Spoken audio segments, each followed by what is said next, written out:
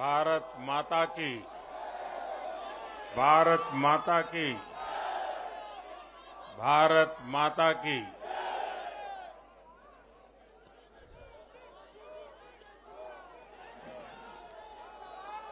Bharatiya Janata party के राष्ट्रीय अध्यक्ष श्रीमान जेपी नड्डा जी, हमारे वरिष्ठ साथी श्री राजनाथ जी, श्री अमित भाई,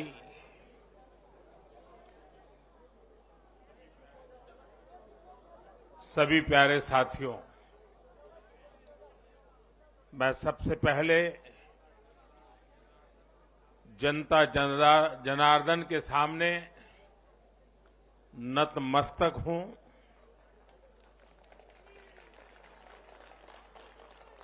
जनता जनार्दन का आशीर्वाद अभिभूत करने वाला है।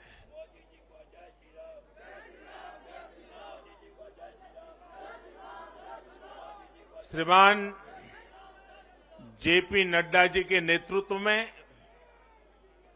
भारतीय जनता पार्टी के कार्यकर्ताओं ने जो परिश्रम किया है, उसकी खुशबू आज हम चारों तरफ अनुभव कर रहे हैं।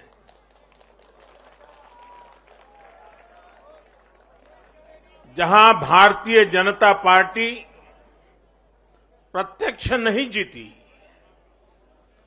वहां भाजपा का वोट शेयर भाजपा के प्रति स्नेह का साक्षी है। मैं गुजरात और हिमाचल और दिल्ली और जनता का बहुत विनम्र भाव से आभार व्यक्त करता हूं। भाजपा के प्रति ये स्नेह देश के अलग अलग राज्यों के उपचुनाव में भी दिख रहा है। यूपी के रामपुर में भाजपा को जीत हासिल हुई है।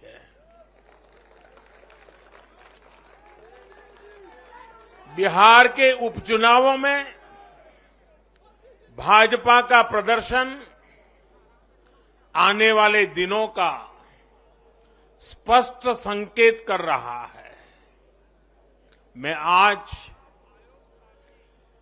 चुनाव आयोग का भी अभिनंदन करता हूं, उनका आभार व्यक्त करता हूं। और ये चुनाव के दरमियान एक बहुत बड़ी बात जिसकी चर्चा होनी चाहिए थी, जहां तक मेरी जानकारी है, एक भी पोलिंग बूथ में रीपोलिंग करवाने की नौबत नहीं आई है।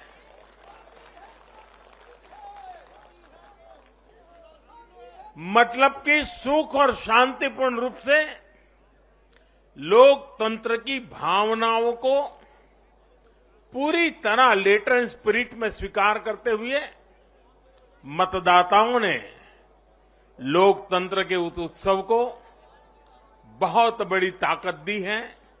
और इसके लिए भी चुनाव आयोग अभिनंदन का अधिकारी है।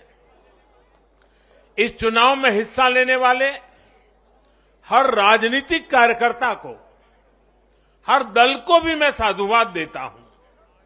साथियों, आज मैं हिमाचल के हर मतदाता का भी बहुत बहुत आभारी हूं। जैसे अभी नड्डा जी बता रहे थे, हिमाचल के चुनाव में 1% से भी कम अंतर से ये हार जीत का फैसला हुआ है। 1% से भी कम। इतना कम अंतर से हिमाचल में कभी नतीजे नहीं आए हैं। हिमाचल में हर 5 वर्ष में सरकारें बदली हैं, लेकिन हर में जब बदलाव हुआ है, कभी 5%, कभी 6%, कभी 7%। जीतने वाले और हार वाले के बीच में अंतर रहा है। इस बार 1% से भी कम। इसका मतलब है कि जनता ने भी भारतीय जनता पार्टी को विजयी बनाने के लिए भरसक प्रयास किया है।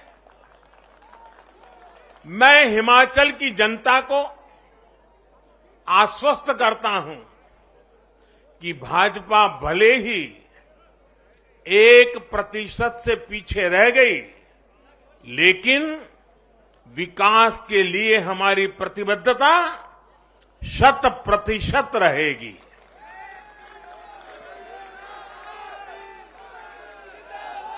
हिमाचल से जुड़े हर विषय को हम पूरी मजबूती से उठाएंगे और केंद्र सरकार के द्वारा हिमाचल की प्रगति का जो उसका हक है, उसमें भी कभी हम कमी नहीं आने देंगे। अभी जो मैंने दिल्ली का वर्णन सुना कि किस प्रकार से दिल्ली कॉरपोरेशन को विफल करने के इरादे से जनता के साथ धोखा किया गया, ये काम हम नहीं करते हैं। हम हिमाचल की प्रगति के लिए भी भारत सरकार की प्रतिबद्धता वैसी ही बनी रहेगी। साथियों, बीजेपी को मिला जन समर्थन इसलिए भी महत्वपूर्ण है क्योंकि ये ऐसे समय में आया है जब भारत अमृत काल में प्रवेश कर चुका है। ये दिखाता है कि आने वाले 25 साल सिर्फ और सिर्फ विकास की राजनीति के ही है। भाजपा को मिला जन समर्थन नए भारत की आकांक्षाओं का प्रतिबिंब है। भाजपा को मिला जन समर्थन भारत के युवाओं की युवा सोच का प्रकटीकरण है। भाजपा को मिला जन समर्थन गरीब, दलित, वंचित, पिछड़े, शोषित, आदिवासियों के सशक्तिकरण के लिए है। लोगों ने भाजपा को वोट दिया क्योंकि भाजपा का हर सुविधा को प्रत्येक गरीब, मध्यम वर्गीय परिवार तक जल्द से जल्द पहुंचाना चाहती है। लोगों ने भाजपा को वोट दिया क्योंकि भाजपा देश के हित में बड़े से बड़े और कड़े से कड़े फैसले लेने का दम रखती है।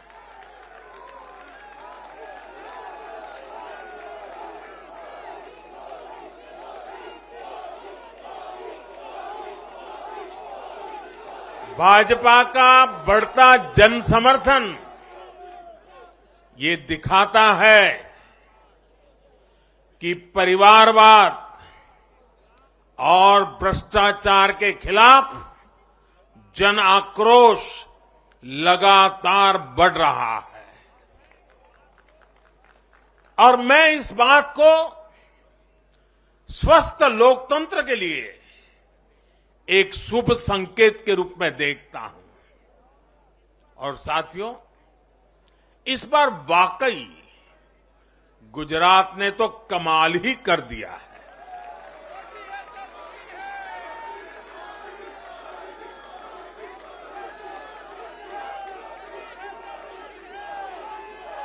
मैं नड्डा जी सहित सभी भाजपा कार्यकर्ताओं को बधाई देता हूं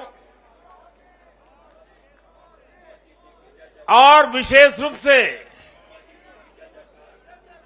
मैं गुजरात की जनता को भी नमन करता हूं। चुनावों के दौरान मैंने गुजरात के भाई बहनों और युवाओं से कहा था कि इस बार नरेंद्र का रिकॉर्ड टूटना चाहिए। और मैंने वादा किया था कि भूपेंद्र नरेंद्र का रिकॉर्ड तोड़े, इसलिए नरेंद्र जी जान से मेहनत करेगा।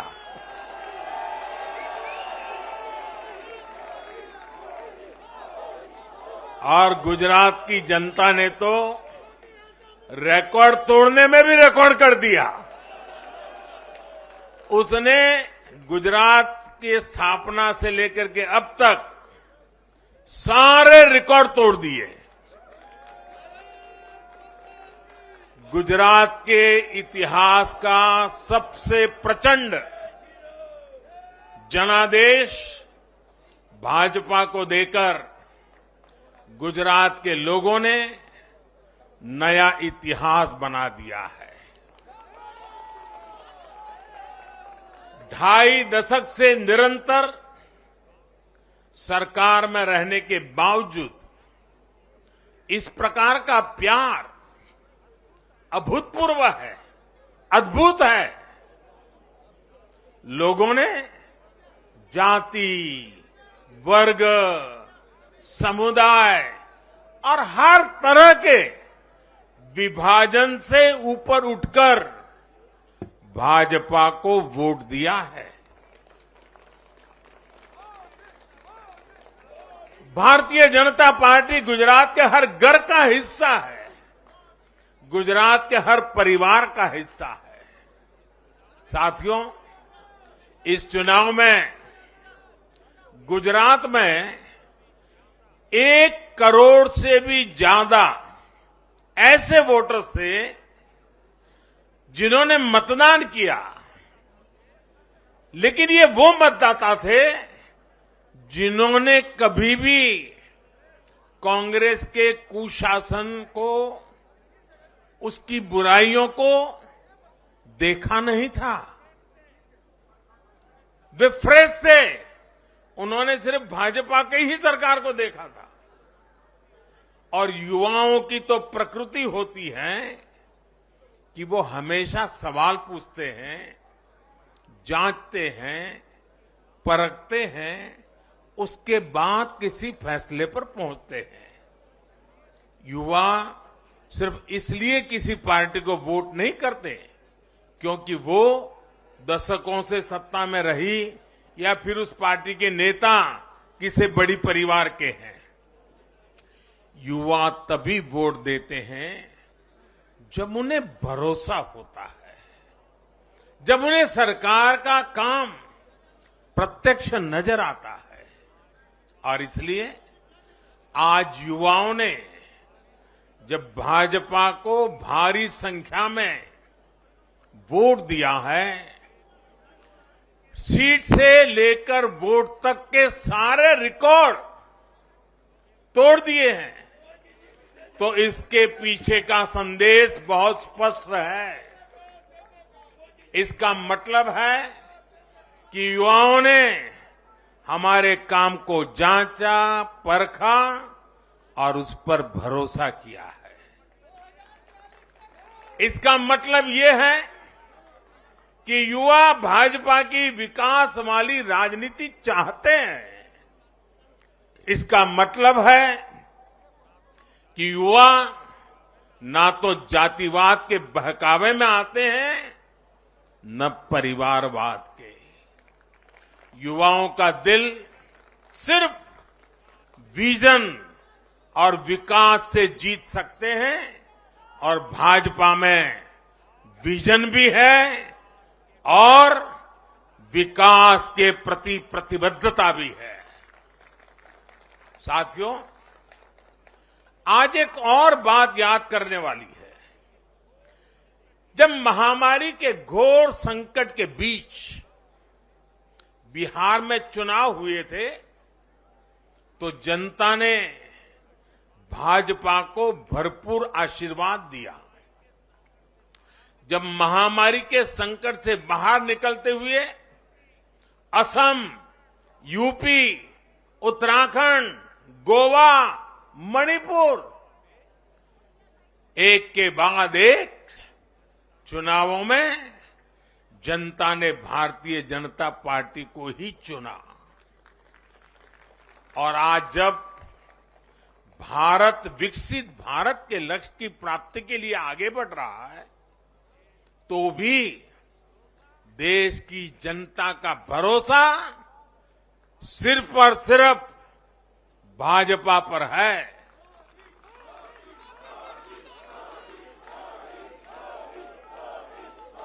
मैं बड़े बड़े एक्सपर्ट्स को भी ये याद दिलाना चाहता हूं कि गुजरात के इस चुनाव में भाजपा का आह्वान था विकसित गुजरात से विकसित भारत का निर्माण। गुजरात के नतीजों ने सिद्ध किया है कि सामान्य मानवी में विकसित भारत के लिए कितनी प्रबल आकांक्षा है। संदेश साफ है, जब देश के सामने कोई चुनौती होती है तो देश की जनता का भरोसा भाजपा पर होता है। जब देश पर कोई संकट आता है तो देश की जनता का भरोसा भाजपा पर होता है। जब देश बड़े लक्ष्य तय करता है तो उनकी प्राप्ति के लिए देशवासियों का भरोसा भाजपा पर होता है। जब देश की आकांक्षाएं चरम पर होती हैं तो भी उनकी पूर्ति के लिए देश की जनता का भरोसा भाजपा पर ही होता है।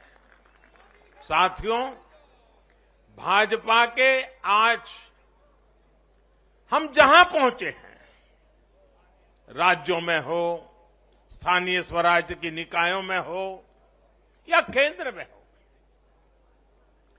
ये ऐसे ही नहीं पहुंचे हैं।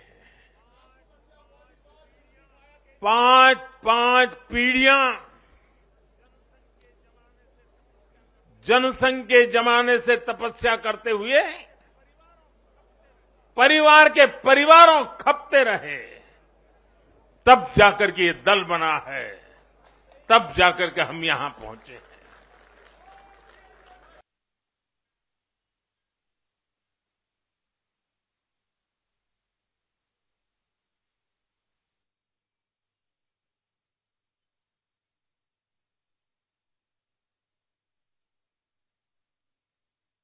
नरेंद्र मोदी की इस ऐतिहासिक जीत की फिलहाल जश्न का माहौल बीजेपी दफ्तर में पीएम नरेंद्र मोदी जो कि संबोधित कर रहे थे। बड़े लक्ष्य और उसके लिए भरोसा बीजेपी पर होता है। भाजपा का प्रत्येक कार्यकर्ता समाज और देश की सेवा करने में, समाज और देश को सशक्त करने में जुटा रहता है।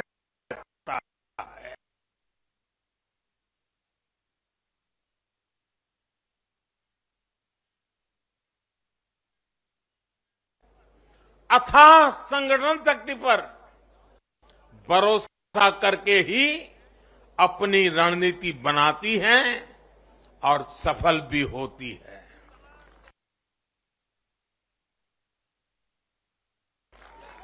उतार चढ़ाव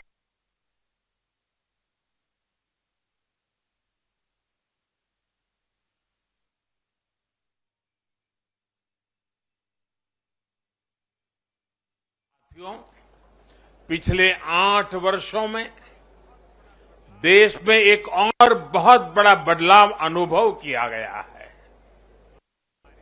ये बदलाव कार्य का भी है, कार्यशैली का भी है। भाजपा की सरकारें भी कार्य को छोटा नहीं समझती। हम मानते हैं हर काम बड़े लक्ष्यों की प्राप्ति का माध्यम बनता है। इसलिए भाजपा की सरकारों ने गरीबों के लिए पक्के घर, शौचालय, गैस कनेक्शन, बिजली कनेक्शन, नल से जल, बैंक में खाते, मुफ्त इलाज, मुफ्त भोजन, इंटरनेट ऐसी बेसिक सुविधाओं पर फोकस किया है। पहले की राजनीति में ये बहुत फैंसी विकास नहीं माना जाता था। पहले की राजनीति में इसे बड़े काम के तौर पर देखा भी नहीं जाता था। इसलिए आज जो भी सरकारी लाभ है वो हर व्यक्ति, हर क्षेत्र, हर वर्ग जो उसका हकदार है उस तक तेजी से पहुंचने के लिए ईमानदारी से प्रयास किया जाता है। पूरा का पूरा पहुंचे, इसके लिए टेक्नोलॉजी का भी भरपूर उपयोग किया जाता है। किस क्षेत्र, किस वर्ग, किस समुदाय में कितने वोट हैं, इस आधार पर न हम देश चलाते हैं, न राज्य चलाते हैं, न सरकारें चलाते हैं। और हमें आज इस बदली हुई राजनीति के सकारात्मक नतीजे भी देखने को मिल रहे हैं। आज बड़े बड़े एक्सपर्ट भी ये कह रहे हैं कि भारत में गरीबी कम हो रही है। साथियों, देश ने पिछले 8 वर्षों में गरीब को सशक्त करने के साथ ही गरीब तक मूलभूत सुविधाएं पहुंचाने के साथ ही आधुनिक इंफ्रास्ट्रक्चर पर भी फोकस किया है। रोड हो, रेल हो, एयरपोर्ट्स हो, टनल्स हो, सोलर पावर प्लांट हो, स्टेडियम हो, ऑप्टिकल फाइबर नेटवर्क हो, जो भी हो, सबसे उत्तम हो, सबसे श्रेष्ठ हो, ये आकांक्षा लेकर आज भारत चल रहा है। और साथियों, मैं एक और बात आपको याद दिलाना चाहूंगा। हम सिर्फ घोषणा करने के लिए घोषणा नहीं करते, हम राष्ट्र निर्माण के व्यापक मिशन के लिए निकले हुए लोग हैं। इसलिए सिर्फ 5 वर्ष के राजनीतिक नफा नुकसान को देखते हुए हम कोई भी घोषणा नहीं करते। हमारी हर घोषणा के पीछे एक दूरगामी लक्ष्य होता है, एक रोड मैप होता है। ये बात स्पष्ट है कि देश आज शॉर्टकट नहीं चाहता। देश का मतदाता आज इतना जागरूक है कि क्या उसके हित में है, क्या उसके अहित में है, वो अच्छी तरह जानता है। देश का वोटर जानता है कि शॉर्टकट की राजनीति का कितना बड़ा नुकसान देश को उठाना पड़ेगा। आज देश में कोई संशय नहीं कि अगर देश रहेगा, देश समृद्ध होगा, तो सबकी समृद्धि तय है।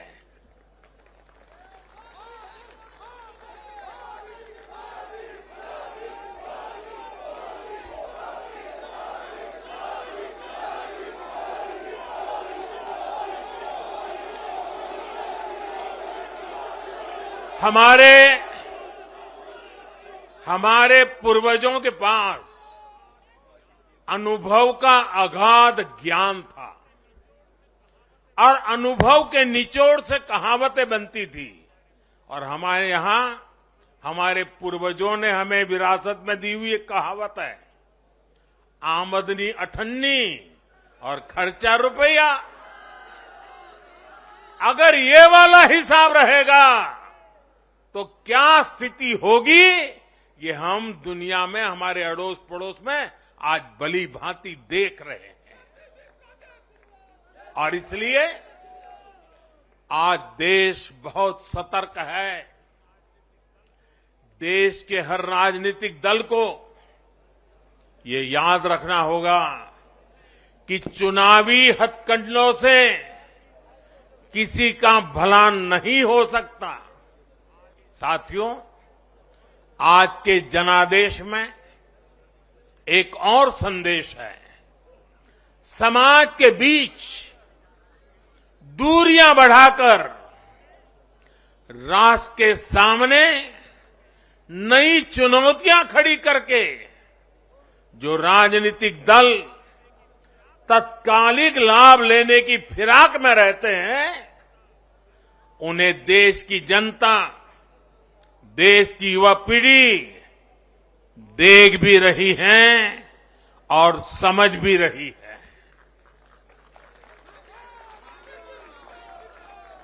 भारत का भविष्य फॉल्ट लाइंस को बढ़ा करके नहीं, फॉल्ट लाइंस को गिराकर ही उज्जवल बनेगा। कभी भाषा की दीवार, कभी रहन सहन, कभी क्षेत्र, कभी खान पान, कभी ये वर्ग, कभी वो वर्ग। लड़ने के लिए तो सैकड़ों वजह हो सकती है, लेकिन जुड़ने के लिए एक वजह ही काफी है। ये मातृभूमि, ये धरती, ये देश, ये हमारा भारत।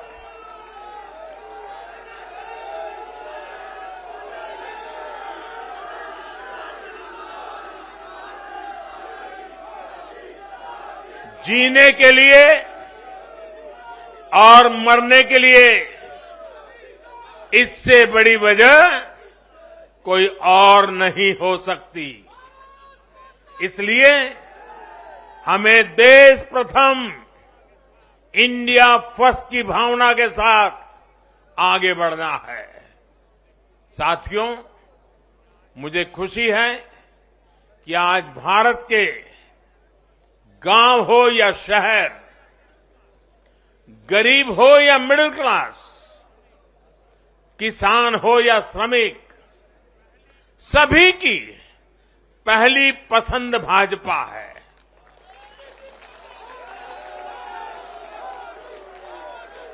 भाजपा को गुजरात के आदिवासी क्षेत्रों का भी अभूतपूर्व आशीर्वाद मिला है। और मुझे अभी जो जानकारी बताई गई, एससी एसटी की गुजरात में करीब 40 सीटें आरक्षित है। 40 में से 34 सीटें थम्बिंग मेजोरिटी से भारतीय जनता पार्टी जीती है।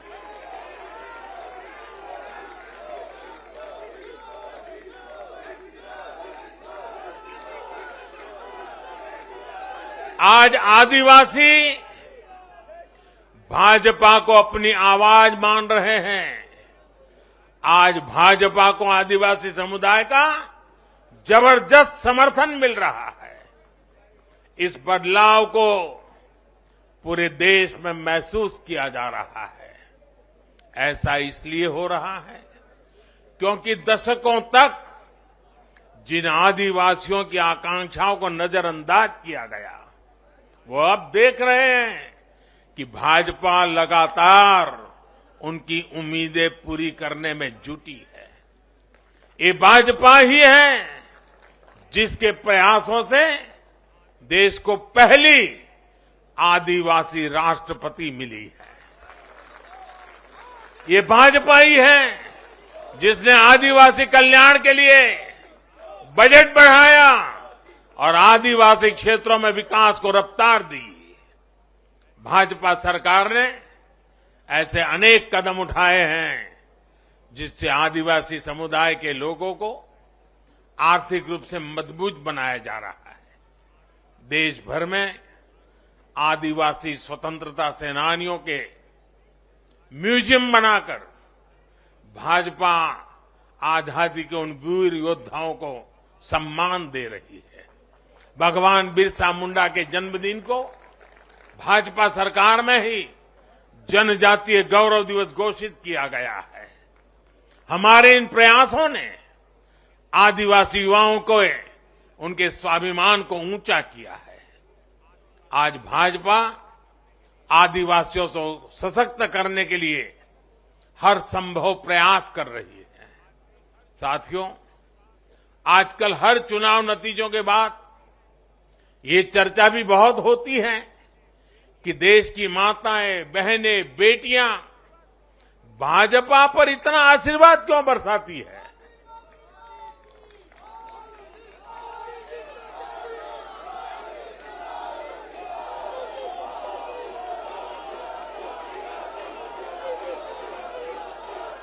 अगर कोई ईमानदारी से आत्मचिंतन करे तो ये पाएगा कि आजादी के बाद से पहली बार आज देश में एक ऐसी सरकार है जो महिलाओं की समस्याएं, उनकी चुनौतियां, उनकी आवश्यकताएं, उनकी आकांक्षाएं, उसे समझने का लगातार प्रयास कर रही है और उसके अनुसार काम की योजना बनाती है। गांव देहात से लेकर शहर तक घरेलू कार्य में व्यस्त महिला से लेकर स्वरोजगार करने वाली या किसी रोजगार से जुड़ी महिलाओं के लिए जितना भाजपा सरकार ने किया है उतना पहले किसी भी सरकार ने नहीं किया।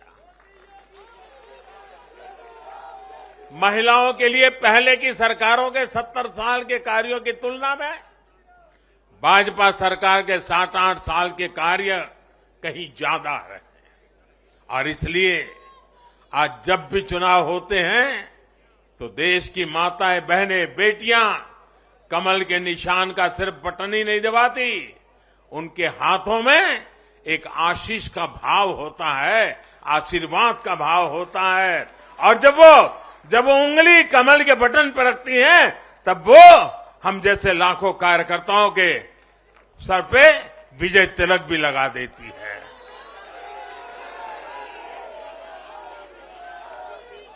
महिलाओं के मुद्दे भाजपा के लिए चुनावी मुद्दे नहीं है, बल्कि भाजपा की हर योजना का वो प्राण तत्व है। महिलाओं का जीवन आसान बनाना हो, महिलाओं को ज्यादा से ज्यादा रोजगार के, स्वरोजगार के अवसर मुहैया कराना हो, ये भाजपा का कमिटमेंट है। मैं इसे अपनी सरकार का सौभाग्य मानता हूं कि हमें महिला सशक्तिकरण के लिए इतना कुछ करने का मौका देश की जनता ने दिया है। साथियों, आने वाला समय देश के लिए, हम सभी के लिए बहुत महत्वपूर्ण है। सबका साथ, सबका विकास, सबका विश्वास और सबका प्रयास, इस भावना पर आगे बढ़ते हुए हमें विकसित भारत के लिए काम करना है। हमें मिलकर एक दूसरे के साथ काम करना है।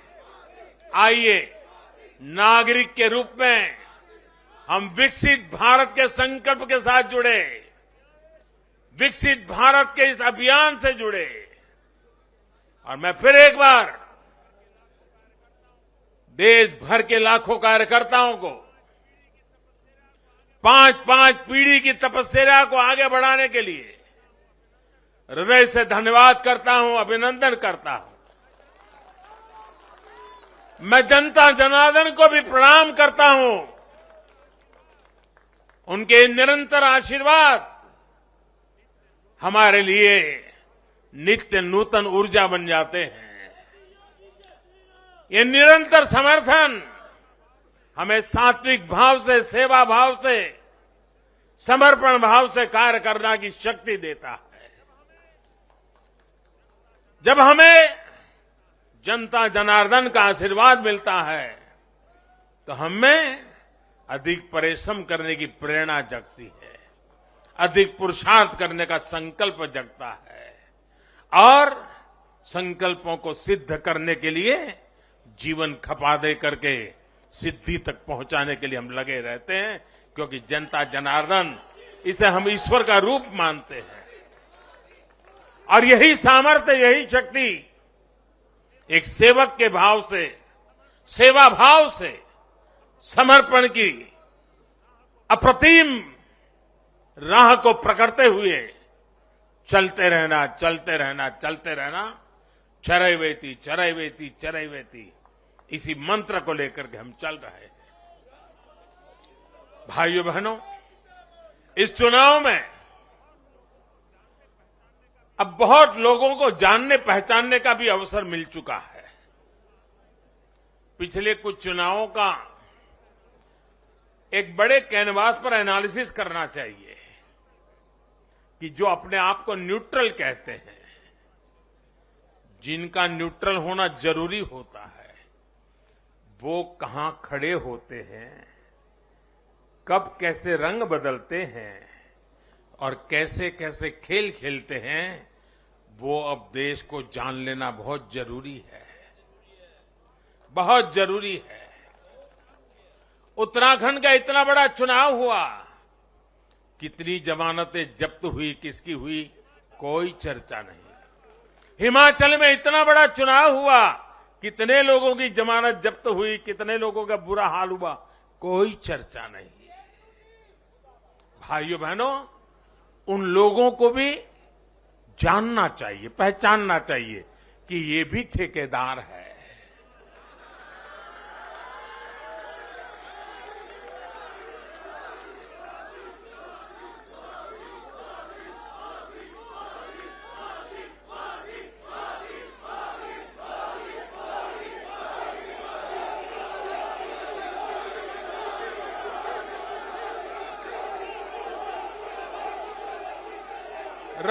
राजनीति में सेवा भाव से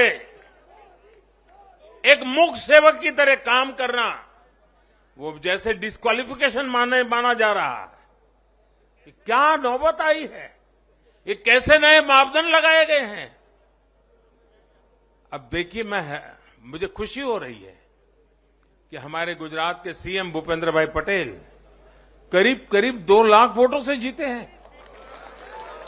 असेंबली सीट पे, लोकसभा में भी कोई 2 लाख से जीते तो बहुत बड़ी बात मानी जाती है। असेंबली में करीब करीब 2 लाख वोट से जीतना, लेकिन ठेकेदारों का, उनका तराजू कुछ और है। और इसलिए भाइयों बहनों, हमें निरंतर विपरीत इन जुल्मों के बीच में आगे बढ़ना है। हमें अपनी सहन शक्ति को बढ़ाना है, हमें अपनी समझ शक्ति को बढ़ाना है, और हमें हमारे सेवा भाव का विस्तार भी करना है, हमारे सेवा भाव की गहराई भी बढ़ानी है, और सेवा भाव से ही जीतना है। क्योंकि जो जहां बैठा है वो बदलने वाला नहीं है, उसका इरादा नेक नहीं है जी। और इसलिए हमारी कसौटी है, हर पल हमारी कसौटी है। और मैं तो कभी कभी मानता हूं, और खास करके 2002 के बाद मैं विशेष रूप से मानता हूं, शायद मेरे जीवन का कोई पल ऐसा नहीं गया, कोई कदम ऐसा नहीं रहा जिसकी धज्जियां न उड़ा दी गई हो, जिसकी आलोचना नहीं, धज्जियां उड़ा देना, बाल नोच लेना। लेकिन इसका मुझे बहुत फायदा हुआ, क्योंकि मैं हमेशा सतर्क रहा। हर इस प्रकार की बुरी प्रवृत्ति से कुछ न कुछ सकारात्मक खोजता रहा, खुद में बदलाव लाता रहा, सीखता गया, बढ़ता गया। और जिन लोगों को चारों तरफ से उछालने वाले लोग रहते हैं, कंधे पर बिठा करके नाचने वाले लोग हैं, उनसे सुधरने की भी संभावना नहीं होती है। वो तो जो है वहां से भी बिगड़ेंगे। और इसलिए आलोचनाओं ने भी हमें बहुत सिखाया है। हर आलोचना में से हमारे काम की चीज हमें खोजते रहना है, हमें अपनी शक्ति को बढ़ाते रहना है, और कठोर से कठोर झूठे आरोपों को सहने का सामर्थ्य भी बढ़ाना होगा साथियों, क्योंकि अब जुल्म बढ़ने वाला है। तो बड़ी खबर आपकी टीवी स्क्रीन पर। पीएम नरेंद्र मोदी ने संबोधित किया बीजेपी के कार्यकर्ताओं को। हिमाचल चुनाव के नतीजों पर पीएम नरेंद्र मोदी का बयान भी सामने आया। हिमाचल में 1% से भी कम वोट से हारे हैं पीएम नरेंद्र मोदी का ये कहना, क्योंकि कई ऐसी सीटें जहां पर जीत और हार का अंतर बेहद ही कम था। और यूपी के रामपुर में भी बीजेपी जीती है। पीएम नरेंद्र मोदी ने कहा अगले 25 साल विकास की राजनीति चलेगी। गुजरात में रिकॉर्ड टूटने का